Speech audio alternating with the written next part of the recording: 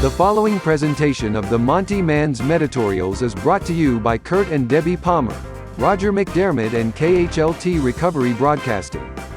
To subscribe to this as well as any of our shows, visit our website at take12radio.com.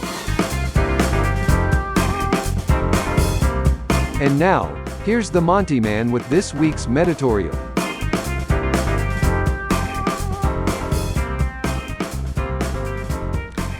Well, greetings, my friend. I am your host, the Monty Man, on this episode of the Monty Man's Meditorial. I have a question for you.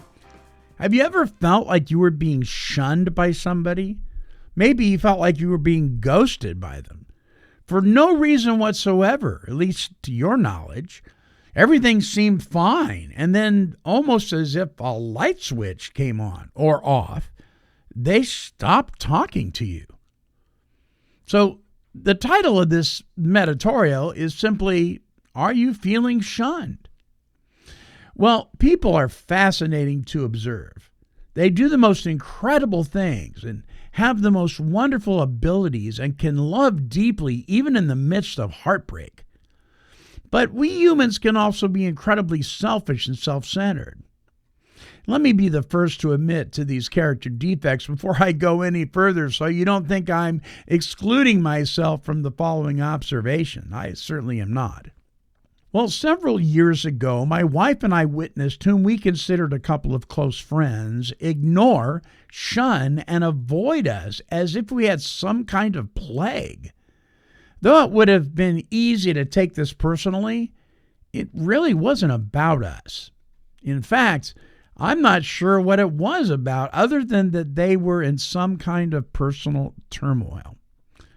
Well, my wife and I did all we could to befriend and reconcile with these folks, but continued to receive a less than friendly response.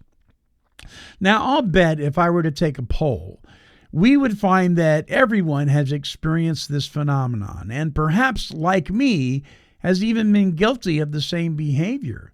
Maybe without even realizing it. Well, today I would like to encourage all of you who are feeling shunned by someone that though you are experiencing some of the fallout of their behavior, I promise you that they are in much deeper pain than you. Something is going on deep within their spirit that is disrupting their serenity, their mindfulness, and perhaps even their relationship with their Creator. What they need is a powerful touch from God and a spiritual awakening, rebirthed in them that unfortunately, as hard as we may try, we're not capable of giving to them. So what can we do? Well, may I suggest the following. Number one, dedicate their name, heart, and personality to prayer. Ask God to guide, convict, and convert them in the ways that will be helpful to them. Number two, ask God to help you from being angry.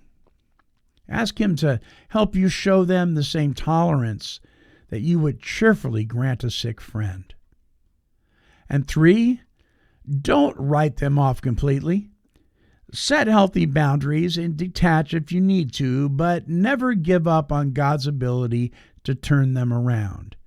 You may need that same grace someday. Therefore, if old friends have been distant or even rude, remember their Heavenly Father loves them just as He loves you. Put them in His hands. He is the great physician and can change their nasty attitude and heal your broken heart.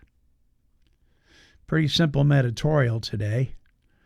I hope that as you go through the healing process, you can offer forgiveness and grace. It's something to think about. Until our next broadcast, this is the Monty Man, and I am wishing God's perfect serenity for you. This has been a broadcast of KHLT Recovery Broadcasting and the Take 12 Recovery Radio Shows.